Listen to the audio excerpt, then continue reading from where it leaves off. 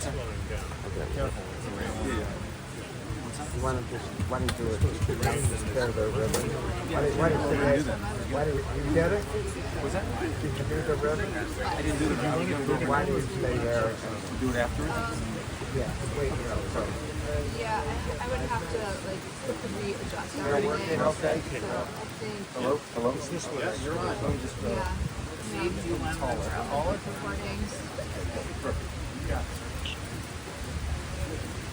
You say sir, I think you look like that.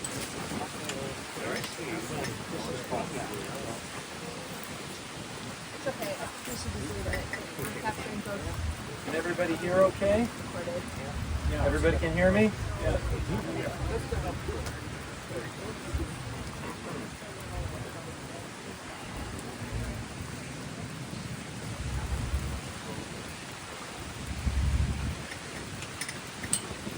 Kol omer krav amar ma'ekra, kol habasar chatzir, v'chol chatzto ketzitz hasadeh, yavesh chatzir novel tzitz ki ruach Adonai nashmavo. Achem chatzir ha'am, yavesh chatzir novel tzitz u'davar Eloheinu yakum li'olam. A voice says, cry out, but I ask, what shall I cry? All flesh is like grass, all of its beauty is like the flower of the field. The grass withers and the flower fades when a wind from God blows upon it. Surely, therefore, people are like grass. The grass withers and the flower fades, but the word of God endures forever. David mizmor l'Adonai haaretz umloat tevel v'yoshteva ki'ol yamim nisada v'yal nehor chaneneha. Mi ya'aleh b'har Adonai u'mi yakum b'imkom kadsho v'ki chapayim u'var levav asher lo nasa l'ashav nafshi v'lo nishpa l'mirma. The earth is the Lord's with all of its fullness. The world is the Lord's with all of its inhabitants. Who may stand in the holy place? He who has clean hands and a pure heart, he will receive a blessing from the Lord and a just reward from the God of deliverance.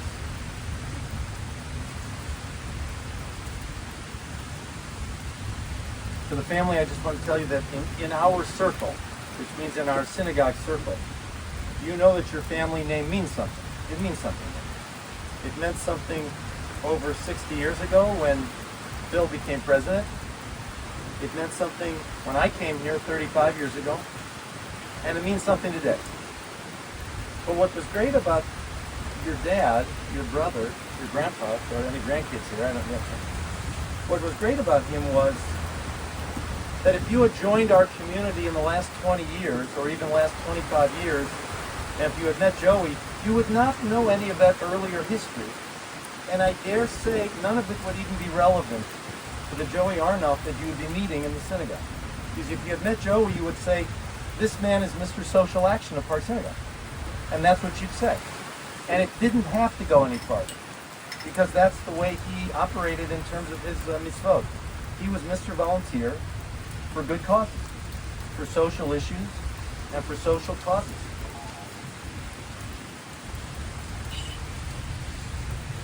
He was Mr. Volunteer for finding ways to help those who are disadvantaged or who are vulnerable, for causes related to the poor and for the sick, for causes related to Cleveland, for Black-Jewish dialogue, for ecology, for Jewish values, for visiting the sick. He had a genuine feel and compassion for those who were ill. He was the ultimate volunteer. And I knew that if we were bringing in a special panel or speaker trying to sensitize people about a certain social issue, I knew that Joey Arnoff was in there somewhere. He was in there in the organization. You could meet him in the last 20, 25 years and see him as a representative of the common man, so to speak, those causes that bring us all together because of our common humanity. Clearly, of course, he inherited some of that volunteerism from his parents. Absolutely.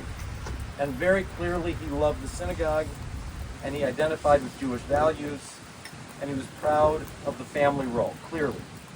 But his volunteerism wasn't about the governance of the synagogue or about search committees.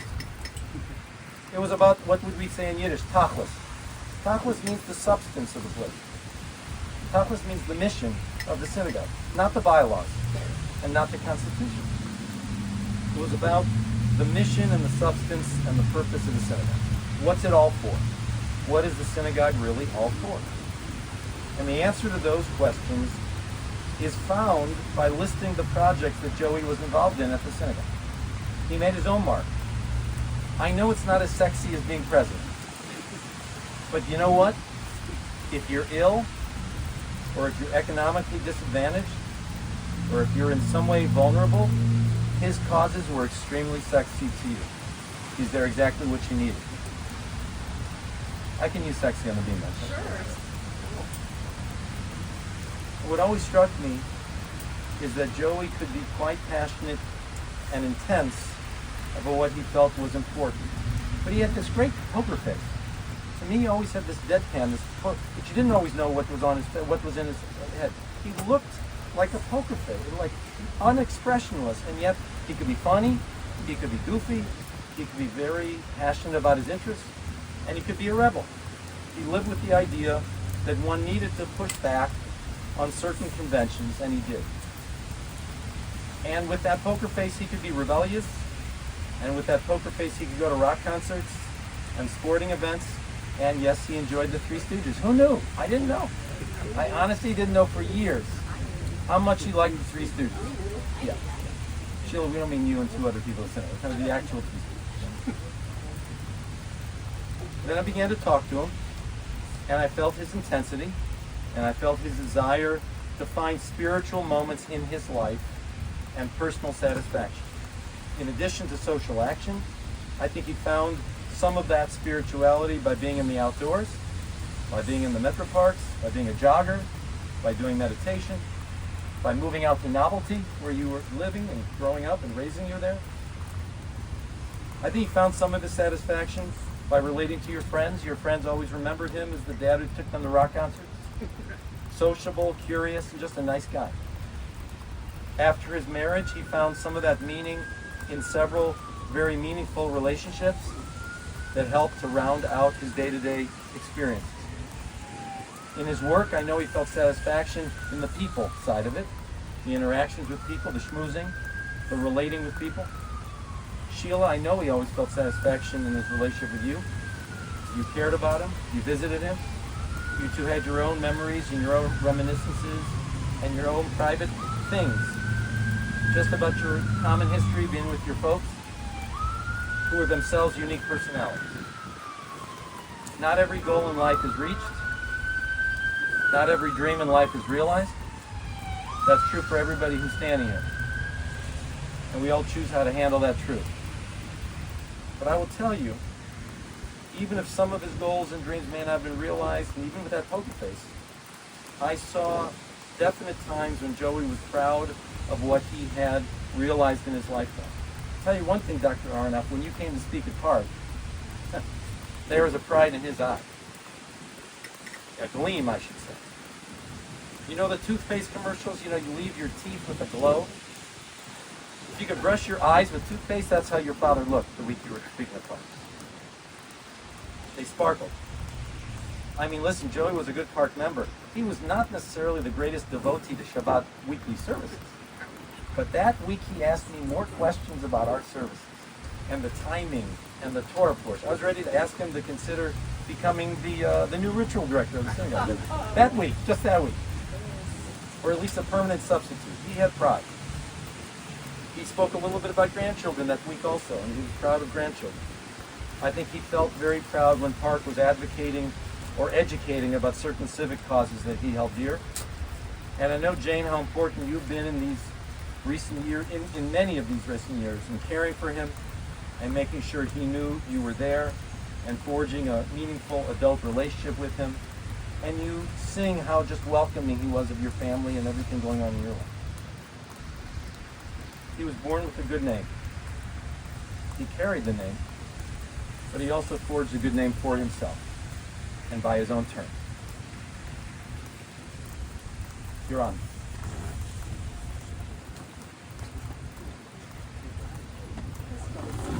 I'm on. You're going to go? Yeah.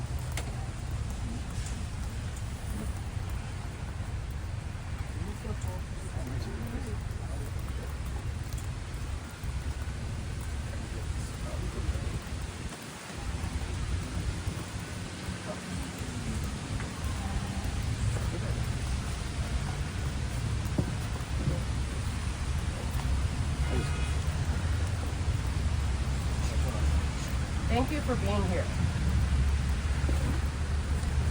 I felt held and supported by so many, not just in the last few days, in the last few weeks, but in the last few years, supporting Dad through his difficult and sad decline.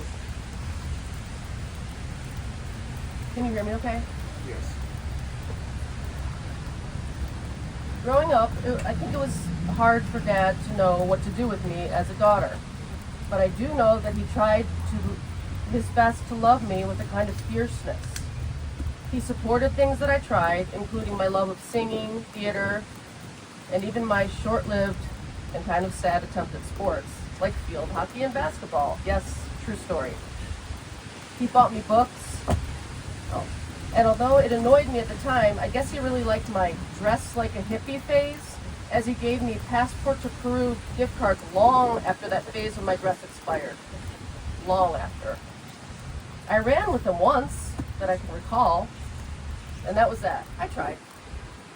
I'm a sweets lover because of him. A positive trait, debatable, but there it is. Classical music reminds me of his playing records when I was a child, along with some Joni Mitchell or Carole King, and Bob Seger songs. They have been running through my head for months. They are quintessentially Dad. He taught me early to laugh at life's absurdities. Through the Three Stooges, here they are again, making their appearance, was more like a thing to Stephen and him, but to this day, I am a lover of silliness. The sillier, the better, as some of you know. Like him, humor is an essential part of my personality. I realized, or remembered just yesterday in talking with Rabbi and Stephen, that he was a rebel and a bit of a troublemaker. Go figure. All this time I thought I did that on my own. But I feel like I must have gotten some of the ideas from him and the inspiration. Both he and my mom were always civic-minded and passionate about making change and helping others, and I carry on these values. He was open to people from all walks of life. He got energy and was elevated through making connections. I also got a bit of his schmoozy sales personality as well. He loved being outside and nature. We had a stream of cats and dogs growing up from as far as I can remember. Some fared better than others, but like me, he could not resist a furry companion. He loved reading and learning.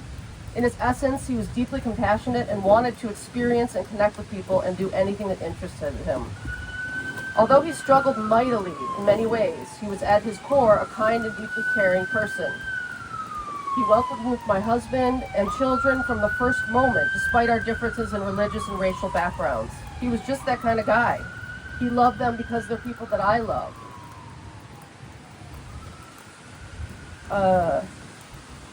And I think he welcomed them, I think, with some kind of special pride, I suppose, because I didn't go that traditional route.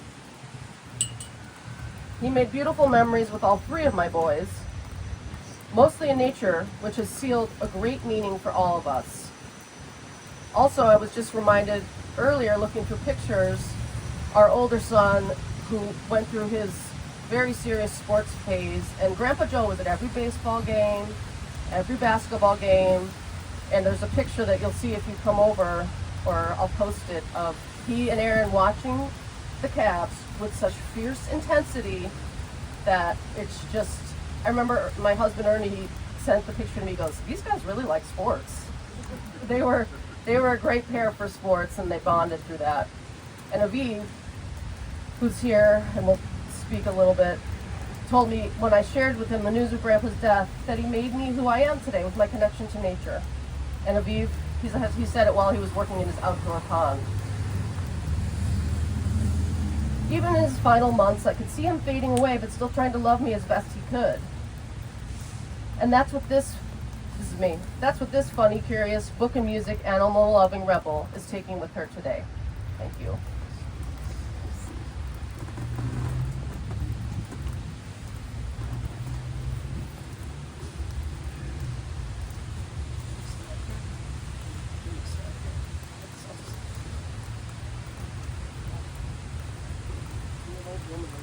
I'm going to speak on behalf of the member of the Hazan Arnoff kids, so cousins in Israel.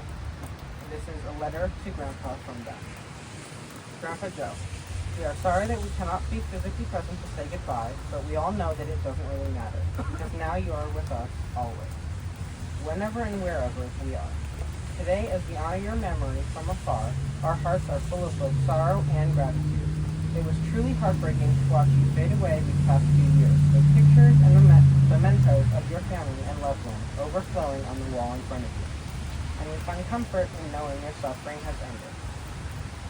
We will take with us the never-ending pride and love you had for us, which we always felt from you no matter what.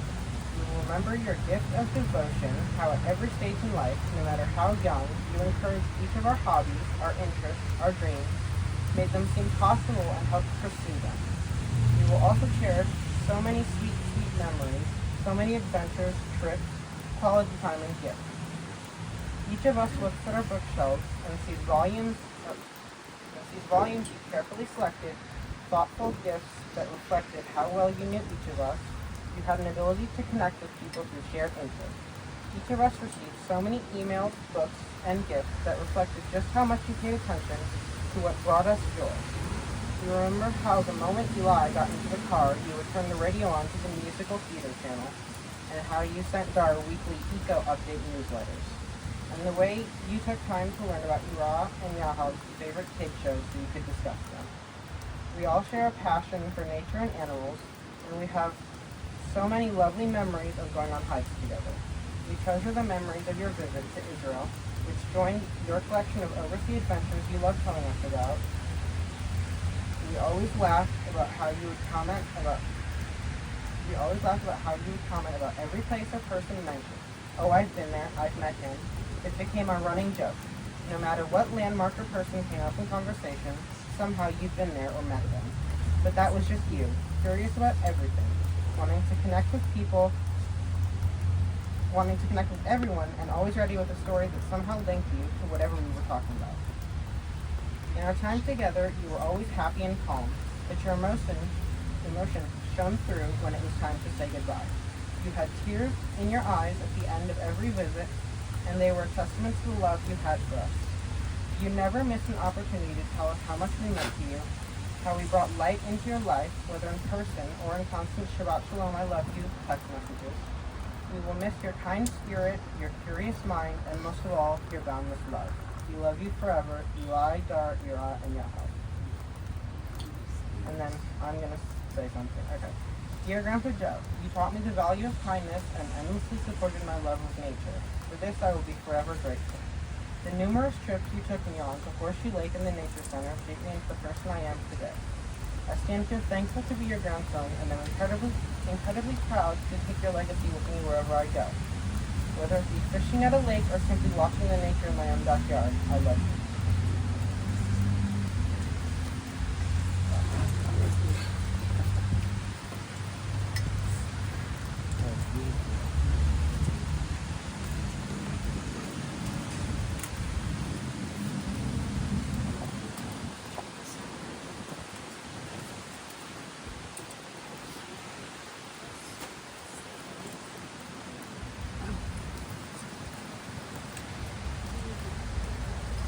Thank you all for being here.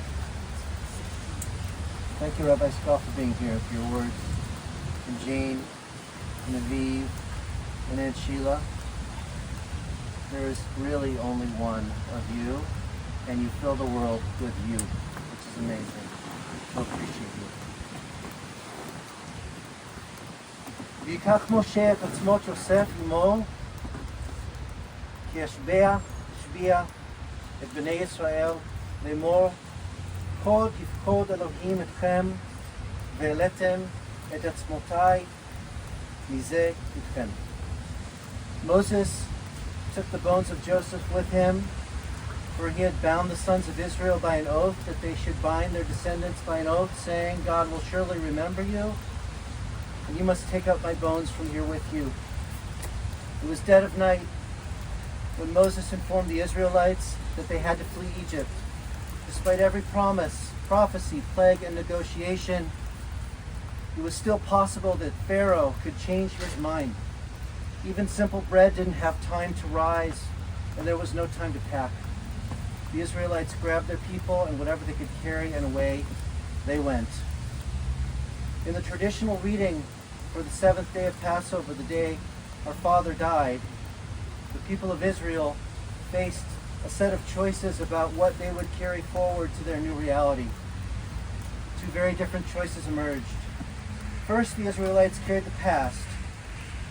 Not long after the Israelite journey out of Egypt had begun, the Egyptian army at his back, an entire nation awaiting his command, Moses stood on the banks of the Nile, desperately seeking Joseph's bones. After 400 years of slavery, the Israelites were on the cusp of freedom. But like a traveler who has misplaced his passport while the taxi waits outside, the Israelites could not find the proof of identity they needed to cross the border. And what was that identity? Jacob's children had made an oath to their brother Joseph, the same brother that they had left for dead as a young man, to take his remains with them if they or their descendants ever found a way out of Egypt. That's the story told in Genesis. And an array of traditions from late antiquity fill in the gaps of the typically laconic biblical account of the search for Joseph's bones. The Mechilta, the Rabbi Ishmael, compiled more than 1,500 years ago, claims that Serach bat Asher, a sole survival from the age of Joseph, which would have made her hundreds of years old, revealed to Moses that the bones had been hidden in the Nile itself. According to this legend, Moses threw a magical pebble into the water in order to awake his ancestor. Joseph, Joseph, he cried. The moment the Creator has promised for our redemption has arrived, but if you don't show yourself now, we will break our oath and leave without you. And then the casket with Joseph's bones rose to the surface of the Nile, and the Israelites carried them out of Egypt. Those bones represent a witness and protector from the past, demanding to be remembered as an integral part of a leap into the future. The past, like bones in a body, provides a basic structure and form so that a person, or in this case a people, has the capacity to move as one. From the philological perspective, bones in Hebrew are called atzamot.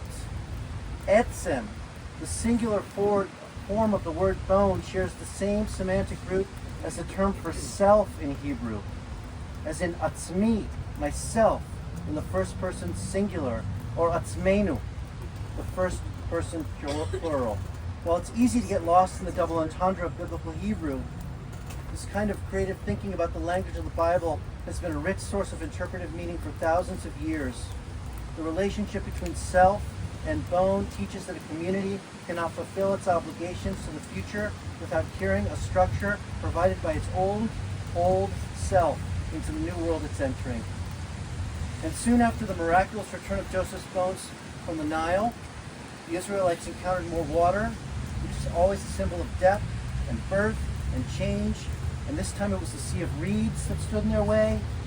Raising his arms and parting the sea so that the entire nation could move through it, Moses conducted a kind of national birth in which human servitude to Egyptian masters was washed away. Slavery was replaced by servitude to the divine that the Israelites wrestled with and accepted ultimately in the desert on their way to the Promised Land. What they carried at the moment of the second miracle of the parting of the sea was the antithesis of the physicality of Joseph's bones. And led by Miriam, Moses and Aaron's sister, they carried a tune. The Song of the Sea is an ecstatic communal celebration of redemption. The Israelites proclaimed in song the power of the divine and their allegiance to a master reflecting power, mystery, and fear beyond anything they've ever known in Egypt. And for better or for worse, this is the force that will escort them into the future. A song of praise, a song of redemption carries them to their destiny, as much as they carry the song. Tradition from Tractate Sota in the Babylonian Talmud offers a slightly different version of the story of Joseph's bones from the version of the Mechilta. Sota in the Talmud suggests a final scene which integrates the core lessons of bones and song. In this version, the Israelites carried two caskets on their journey. One held the Shekhinah, which which is roughly translated as the earthly feminine presence of the divine. And this probably means they were carrying the tabernacle, which served as the physical focal point for Israel religion and became the temple. Or maybe it was the tablets of the Ten Commandments. And in the other casket was Joseph's bones. And tradition teaches in this portion of the Talmud that the passers-by in the desert would ask, how can you carry a casket of the dead next to something divine? And the Israelites replied, what is carried in this one was made possible by what's in this one. This is how I feel about my Father. What is carried, this one was made possible, made possible. It's carried the other one.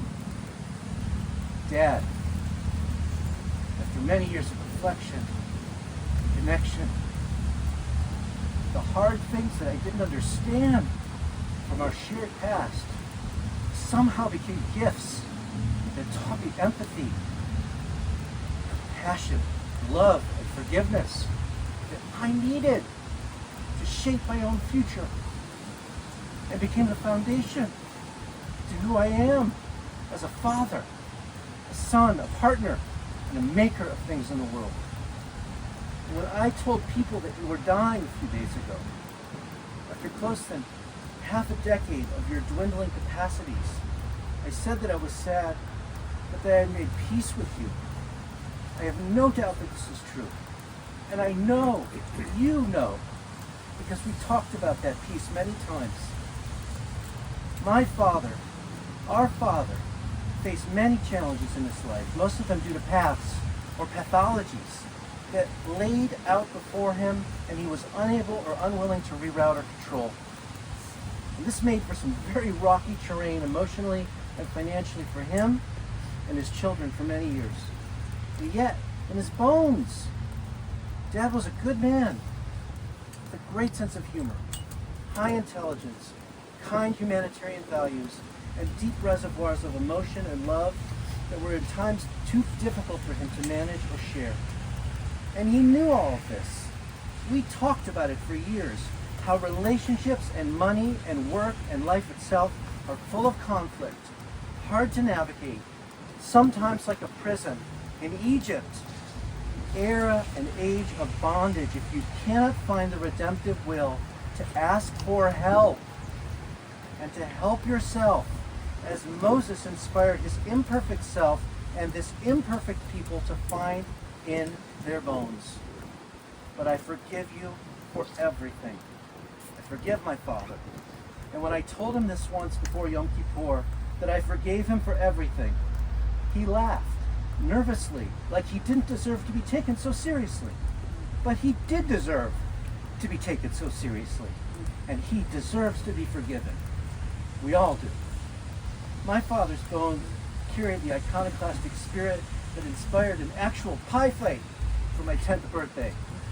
It was epic, and it was insane, it was hilarious, and it was awesome. I still remember 45 years later how it felt to laugh to the point of complete freedom.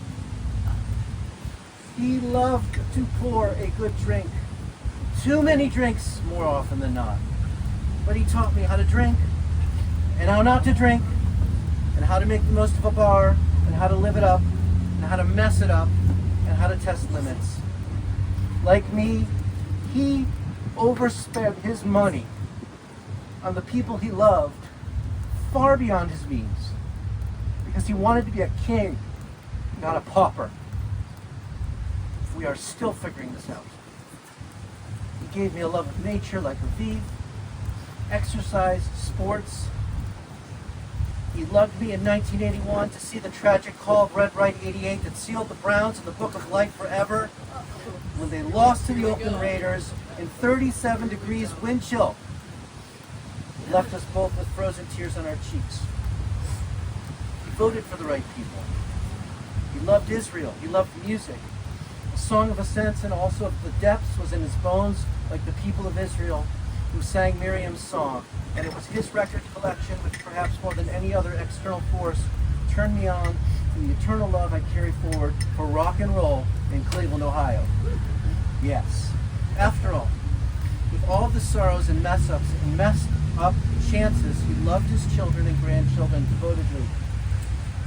And like the death of a salesman's Willie Loman, and the biblical Moses, and Bruce Springsteen himself, who took me and Rob and Alec to see it in the Richfield Coliseum when we were just 14, he believed in a promised land.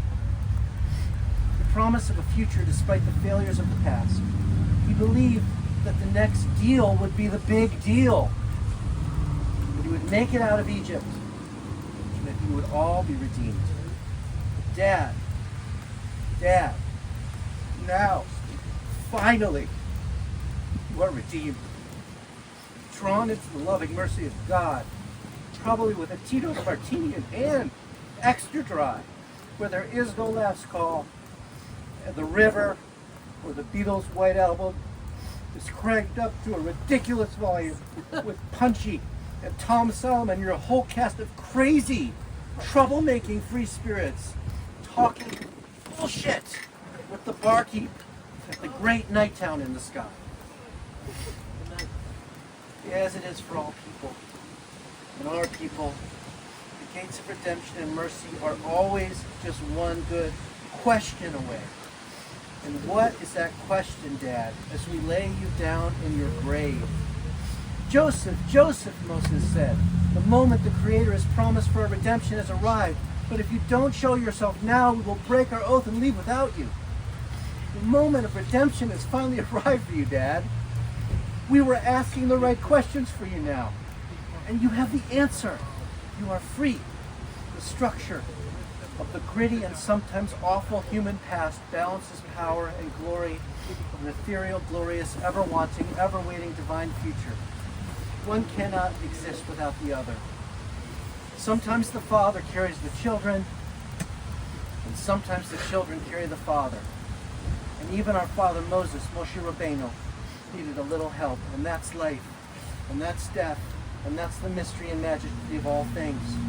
So thank you, Holy One, Lord our God, ruler of the universe, who makes us big and makes us small, for life and love, for forgiveness and hope, for WMMS and Kid Leo, for the Cardiac Kids, for Mike Hargrove, the Human Ray Delay, and Len Barker's Perfect Game, which Dad and I saw in person with Terrell. Thank you to the Three Stooges and the three-man legal team of I Fleece 'em, the dentist known as I Yank 'em, and the Emer of Schmo, who served as the doorman at the Oasis Hotel. Thank you, Almighty God, for somehow getting him through this, and for the courage to finally say goodbye with dignity returned, to be seen, honored, and at peace. Maybe it didn't seem like much at the moment.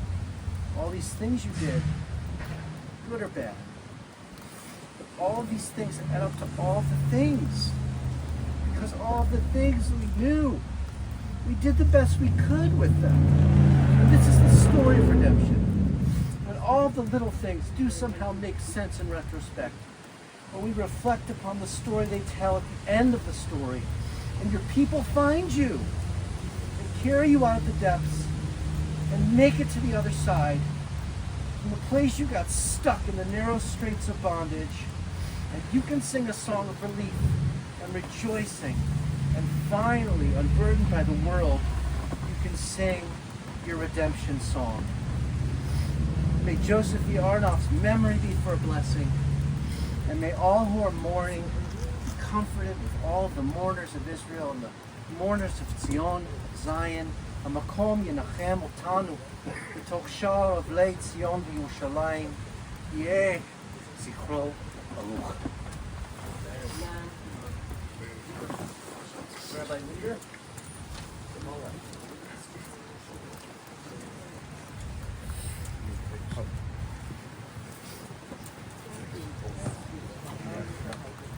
yeah, but you know it's hard, or you don't get one? Yeah, they have. No, he needs to move them that way. Oh. No, I don't know. I don't.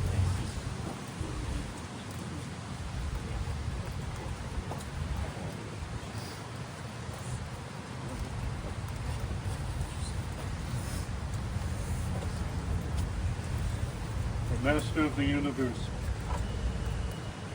we ask you to take Joe, Yoel, and Pinchas Basiso into your eternal arms.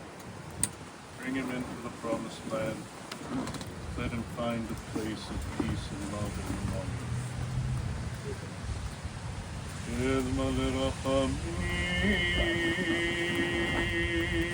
Shofet Lamromim Hamtzemen Ulpan Nepona Tachat Kanfei HaShekhinah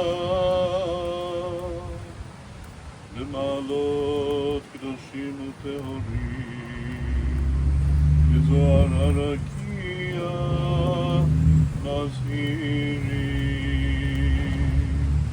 את נשמת יואל בן פנחס בססר שהלך לעולמו בגן עדן תהא מנוחתו. אנא בעל הרחמים, אז תראהו בסתר כנפיך לעולמים, וצרור בצרור החיים את נשמתו, אדוני הוא נחלתו, וינוח בשלום על משכבו, ונאמר אמן. O God exalted and full of compassion, grant perfect peace in your sheltering presence among the holy and the almost pure. For the soul of Yoel and Pinchas successor Joe Arnoff, who has gone to his eternal home. Master of mercy, we beseech you, remember all of the worthy deeds that he performed in the land of the living. May his soul be bound up in the bond of life. The Lord is his portion. May he rest in peace, and let us say, Amen.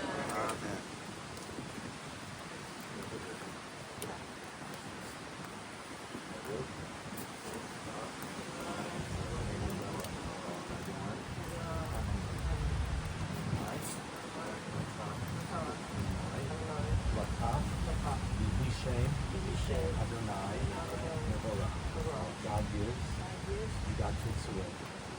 Blessed be the name of this. You want to throw that vertically.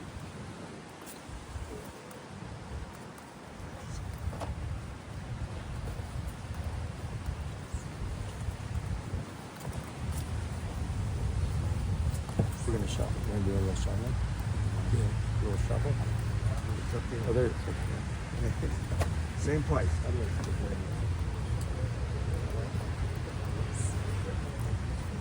Rabbi?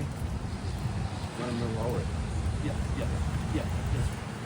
Thank you.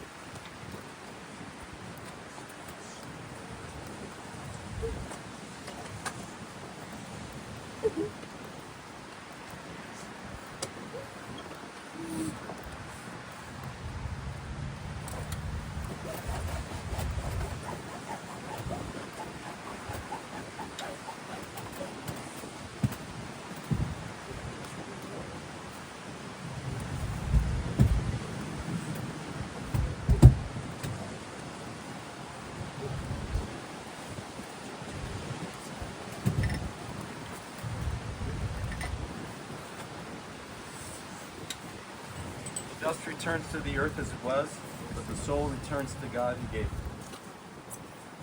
Adonai Natan, Adonai Lakach, Yishem Adonai Barak. God gives, God takes away. Blessed be the name of God.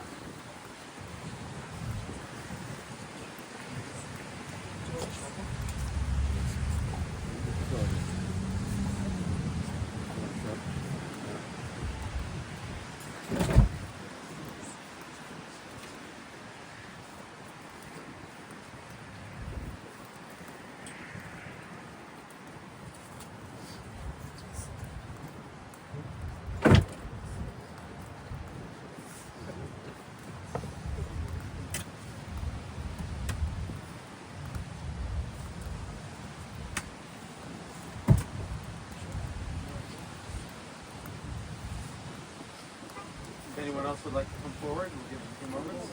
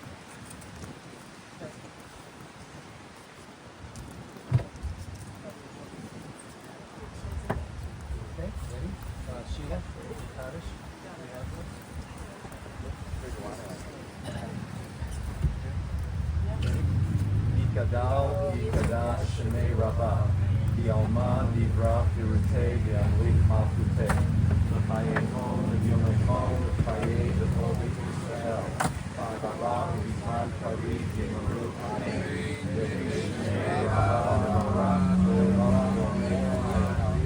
Yipara, Yisabah, Yisahar, Yisromam, Yisase, Yitadar, Yisalev, Yitalam, Shmei, Yishabri, Elam, Yifroder, Vata, Vashirata, Tushahata, Venekamata, Dakiran, Yalma, Yimaru, Yehi Shalom, Rab.